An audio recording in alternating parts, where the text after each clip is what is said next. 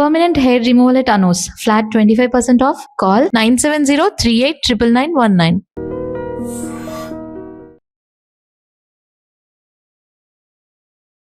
Welcome to iDream media.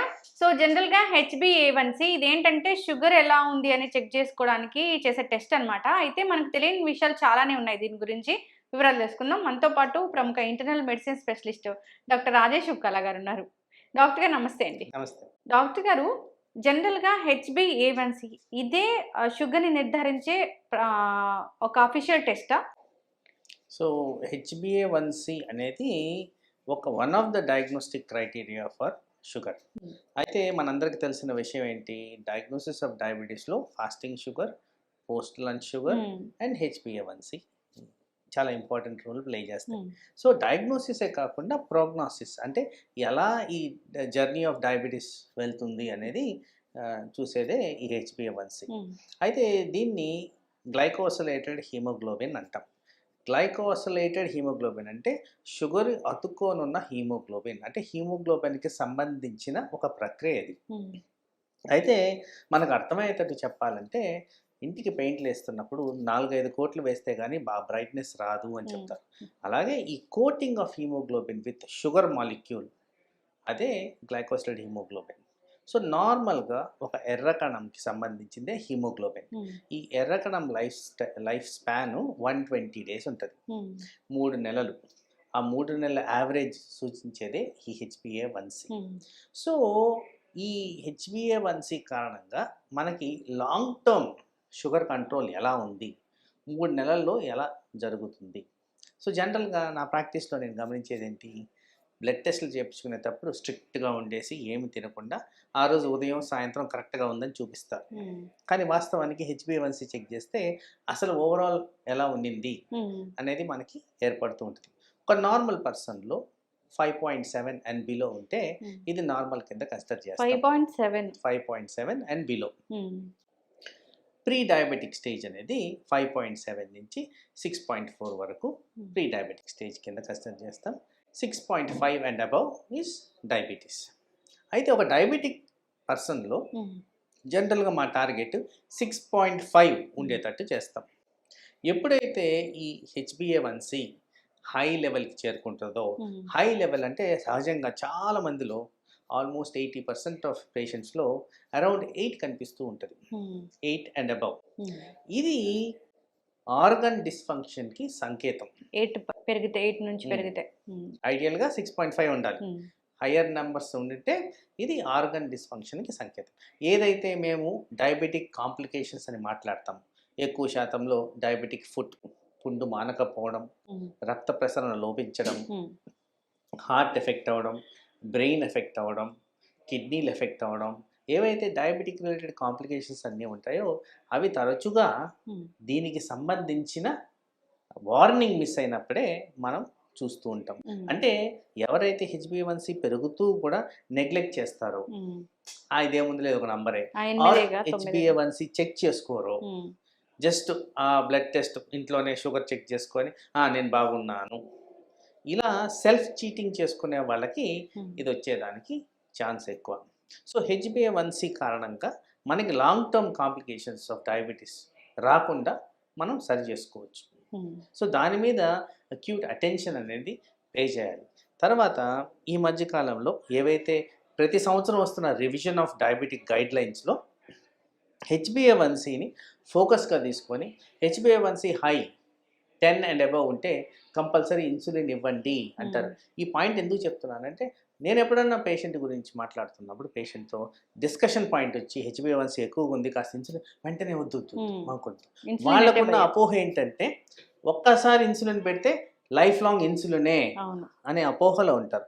వాస్తవానికి టెంపరీకి కూడా insulin పెట్టి ఆ HbA1cని కాస్త కరెక్ట్ అయ్యే విధంగా చేసి డ్యామేజ్ టు ఆర్గన్స్ కాకుండా చేసే విధంగా కాస్త రోజులు, మేబీ 3 months 4 months వాడిన తర్వాత దాన్ని ఇన్సులిన్ కూడా మానేదానికి అవకాశం ఉంటుంది. అది చాలా ఇంపార్టెంట్గా గ్రహించాలని చెప్పి నేను చెప్పదలుచుకున్నాను. డాక్టర్ గారు, ఇప్పుడు HbA1c బట్టే మీరు మందులు రాస్తారా? HbA1c ఇంత ఉంటే మందులు, లేదా ఫాస్టింగ్ పోస్ట్ దాన్ని బట్టి మందులు రాస్తారా? చాలా ఇంపార్టెంట్ క్వశ్చన్ అడిగారు. HbA1c ఒక్కదాన్ని పెట్టుకొని మందులు డిసైడ్ చేయాలి. సో ఈ మధ్యకాలంలో ఇదివరకు మనం కూడా డిస్కస్ చేసిన point continuous glucose monitoring, CGM. ఈ గ్లూకోజ్ మానిటరింగ్లో ఏం తెలుస్తుందంటే ఎక్కడ ఏ పద్ధతుల్లో షుగర్ పెరుగుతుంది, ఏ కారణంగా పెరుగుతుంది అనేది 24 గంటల్లో ఒక గ్రాఫ్ అనేది మనకు వస్తుంది. సో ఈ గ్రాఫిక్ రిప్రజెంటేషన్లో నేను ఎక్కడ కాన్సన్ట్రేట్ చేస్తే షుగర్ అదుపులోకి వస్తుంది, ఉదయం మధ్యాహ్నం రాత్ర. అండ్ నేను ఎప్పుడు చెప్తున్నట్టే షుగర్ అనేది ఒట్టి మెడిసిన్తోనే కంట్రోల్ కాదు, దీంట్లో చాలా రకాల ప్రక్రియలు ఇన్వాల్వ్ అయి ఉన్నాయి. మనం చేసే ఎక్సర్సైజ్, మనం పోయే నిద్ర, మనం తినే డైట్, ఇవి చాలా క్రూషియల్ రోల్స్ ప్లే చేస్తాయి. కాబట్టి ఒక మెడిసిన్ మీదే కాదు. అందుకోసమే CGM వచ్చినప్పుడు ఏం అర్థమవుతుందంటే ఎలా మన షుగర్ ఫ్లక్చుయేషన్స్ జరుగుతున్నాయి, మనం తిన్నప్పుడు ఏం జరుగుతుంది, మందులు ఏ విధంగా కంట్రోల్ చేయగలుగుతున్నాయి, ఇదంతా ఇన్ఫర్మేషన్ అయితే వస్తుంది. సో హోలిస్టిక్గా మేము ఈ ఇన్ఫర్మేషన్ మొత్తం తీసుకొని HbA1c ఒక్కదాని మీదే కాకుండా వీటి మీద కూడా ఆధారపడి మేము డోసేజ్ అనేది డిసైడ్ చేస్తాం.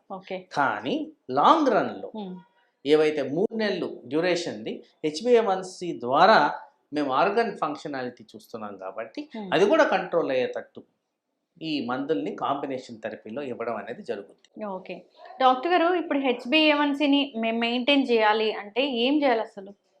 సో HbA1c ప్రాపర్గా మెయింటైన్ చేయాలంటే మీకు ఎవ్రీడే కంట్రోల్ అనేది ఇంపార్టెంట్. ఫర్ ఎగ్జాంపుల్ మనము తిరుపతి వెళ్ళాం, ప్రసాదం తెచ్చుకొని ఆ లడ్డు కాస్త తినకుండా కాస్త ఎక్కువగా తిన్నాం, మీ ఎక్స్కర్షన్ అనేది ఎక్కువ ఉంటుంది. కానీ అందరికున్న అలవాటు ఏంటి, ఒక లడ్డుతో వచ్చారు, 4 లడ్డులు తెచ్చుకొని 4-5 రోజులు తినడానికి ట్రై చేస్తారు.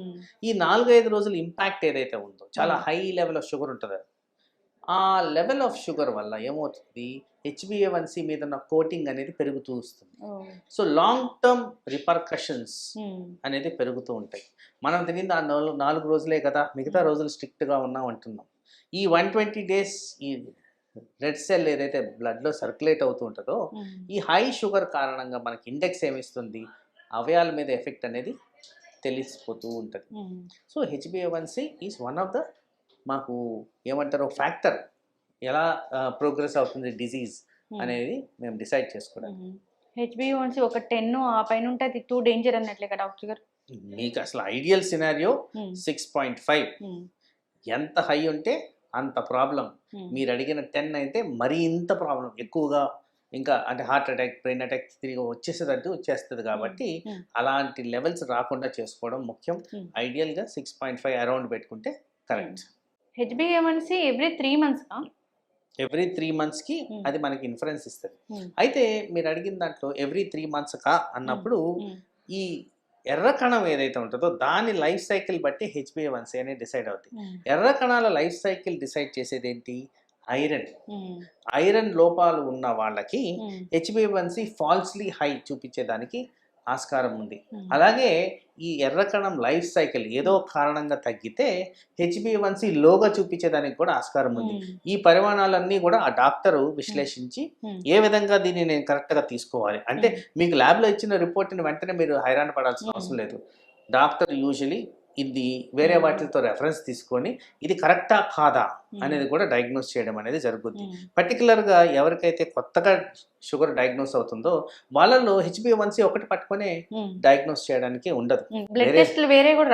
వేరే ఫ్యాక్టర్స్ కూడా మేము కన్సిడర్ చేస్తాం. ఈ మధ్య కాలంలో కొత్త రకాల బ్లడ్ టెస్ట్లు, ఇన్సులిన్ లెవెల్స్ ఎలా ఉన్నాయి, హోమా IR టెస్ట్ అనేది ఒకటి వచ్చింది, అది ఎలా ఉంది, తర్వాత CGM ఎలా ఉంది, ఫాస్టింగ్ పోస్ట్ లంచ్ ఎలా ఉంది, సిరీస్ ఆఫ్ టెస్ట్లు ఉన్నాయి. కాబట్టి వీటి మీద మనం డయాగ్నోస్ చేయడం అనేది జరుగుతుంది. ఒక sugar patient post lunch, fasting, post HbA1c, insulin ఎలా ఉంది అనే టెస్ట్ కూడా ఉందా? ఇంకా ఇన్సులిన్ లెవెల్స్ ఎలా ఉంది అనేది హోమా IR ఇండెక్స్ అనేది ఒకటి ఉంది. అది కూడా ఇన్సులిన్ రెసిస్టెన్స్ ఎలా డెవలప్ అవుతుంది అనేది కూడా చూపిస్తుంది. సో వివిధ రకాల టెస్ట్లు, so much of newer techniques అనేవి వస్తూనే ఉన్నాయి. ఈ టెస్ట్లన్నీ చేయించుకోవాలి. జనరల్ గా కూడా ఈ టెస్ట్లన్నీ ఎందుకు, ఇన్ని టెస్టులు రాశారు ఎందుకు, డాక్టర్ల మీద అబాండాలు వేస్తూ ఉంటారు.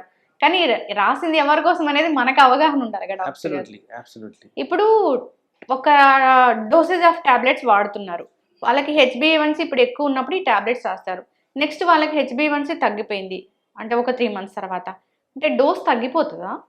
సో బేసిక్లీ హెచ్బిఏవన్సి టార్గెట్ నేను ఇందాక చెప్పాను చూడండి 6.5 అరౌండ్, అలా కాకుండా 6.5 బిలో వచ్చి హైపోగ్లైసీమియా సిమ్టమ్స్ వస్తుంటే డోస్ తగ్గిస్తాం.